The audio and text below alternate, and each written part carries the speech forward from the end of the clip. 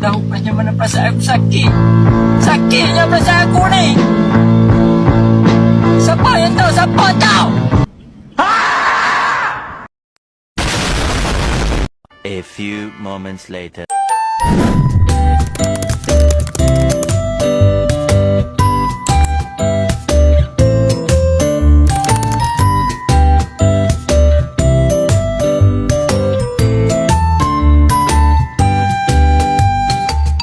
Pada kesempatan ini kami akan mempresentasikan hasil diskusi kami. Pertama-tama kami ingin memperkenalkan diri kami masing-masing. Perkenalkan, nama saya Francisco Deltis Saputra, saya sebagai moderator. Perkenalkan, saya Nona Sumarlan sebagai pembuku materi. Saya Kamalia Ratnasila sebagai pemateri. Saya Skolastika Kerajaan Kapitan sebagai pemateri. Saya Adriana Ili sebagai pemateri. Saya Immaculada Joy Jesus sebagai pemateri. Demikian kami sudah memperkenalkan diri kami masing-masing. Waktu berikutnya saya berikan kepada teman-teman pemateri untuk membawakan materinya masing-masing. Waktu dan kesempatan saya berikan.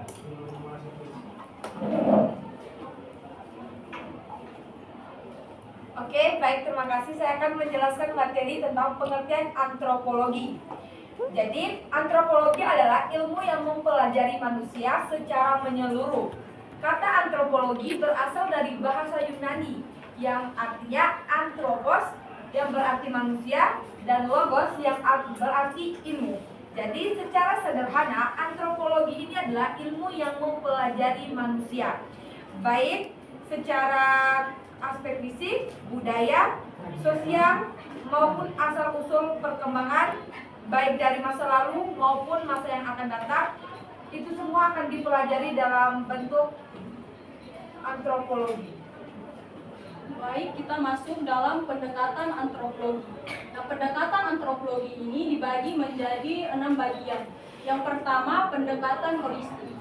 Pendekatan holistik ini merupakan pendekatan yang menyeluruh di mana semua pihak dilibatkan dan juga cara pengajiannya menggunakan berbagai cara yang dapat sering menunjang. Yang kedua, pendekatan komparatif. Pendekatan komparatif adalah suatu cara untuk dapat memahami dan mengetahui sesuatu ilmu dengan menggunakan suatu perbandingan.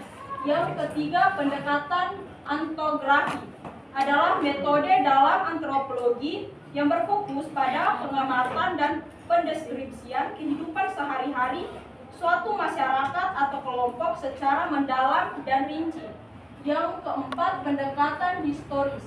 Pendekatan historis adalah metode yang meneliti budaya atau masyarakat dengan melihat perkembangan dan perubahan mereka sepanjang waktu.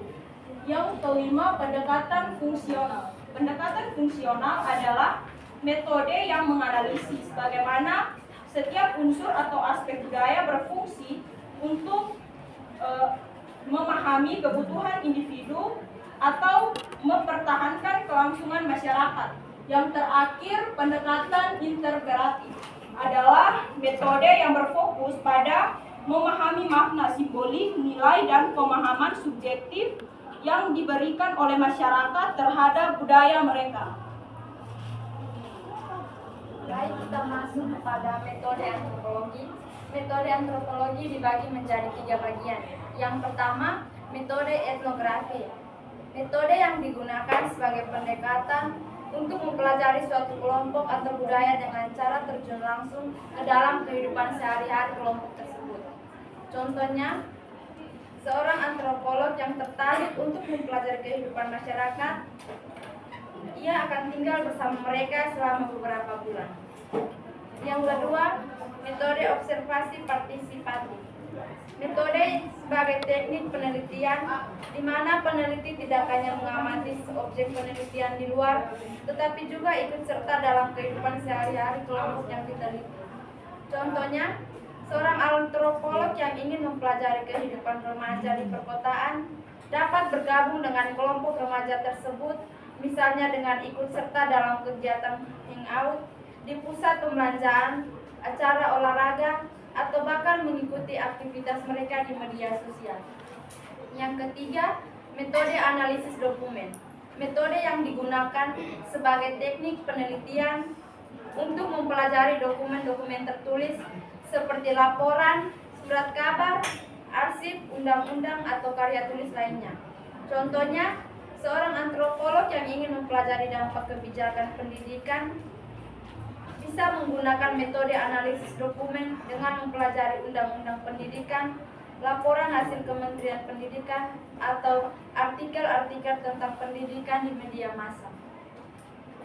Yang berikut saya akan menjelaskan tentang teknik-teknik antropologi.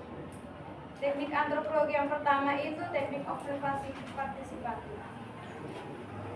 Teknik observasi partisipatif ini teknik antropologi yang tidak hanya mengamati masyarakat, tetapi juga ikut serta dalam aktivitas atau rutinitas mereka.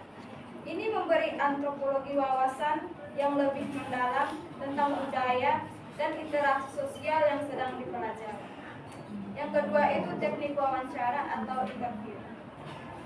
Teknik ini digunakan untuk mendapatkan pemahaman yang lebih mendalam tentang pandangan hidup, nilai, dan pengalaman individu atau kelompok. Wawancara ini sering bersifat terbuka dan tidak terstruktur. Yang ketiga, studi kasus. Teknik studi kasus ini digunakan untuk mempelajari fenomena atau peristiwa tertentu dalam konteks sosial atau budaya yang spesifik. Studi kasus ini seringkali berfokus pada satu individu, keluarga, kelompok, atau komunitas tertentu. Yang berikut adalah jenis penelitian antropologi. Jenis penelitian antropologi dibagi atas 3 bagian. Yang pertama ada etnografi. Nah, penelitian etnografi adalah jenis penelitian kuantitatif yang berfokus pada pemahaman budaya, kebiasaan, perilaku, dan kehidupan sosial suatu kelompok atau komunitas tertentu. Tujuan utama dari penelitian etnografi adalah untuk menggali dan mencari lebih dalam lagi tentang cara-cara individu atau kelompok berinteraksi, berpikir, dan berperilaku dalam konteks sosial dan budaya mereka. Yang berikut adalah metode yang digunakan dalam penelitian etnografi itu ada observasi partisipatif, wawancara mendalam, dan pengumpulan data lapangan. Yang kedua adalah studi kasus. Studi kasus adalah jenis penelitian yang mendalam tentang suatu fenomena atau masalah secara spesifik.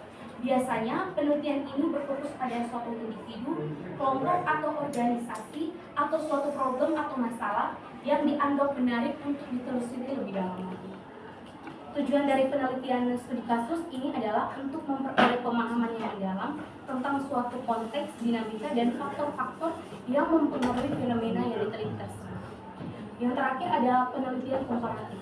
Nah, penelitian komparatif ini adalah jenis penelitian yang berbeda dari kedua jenis penelitian tersebut, karena penelitian ini bertujuan untuk membandingkan 2 atau lebih fenomena, kelompok, atau variabel untuk mengidentifikasi persamaan, perbedaan, atau hubungan antara permasalahan tersebut. Fokus utama dari penelitian ini adalah untuk menganalisis perbedaan atau persamaan dalam sebuah problem atau masalah. Jadi kesimpulan dari materi yang telah kami jelaskan tadi yaitu antropologi adalah pemahaman yang mendalam tentang keragaman manusia dan budaya melalui pendekatan kualitatif dan kuantitatif. Antropologi mengeksplorasi bagaimana faktor budaya, sosial, dan historis memengaruhi kehidupan manusia. Penelitian antropologi seperti etnografi dan studi kasus memungkinkan kita untuk melihat dunia. Baik, demikian hasil presentasi dari kami.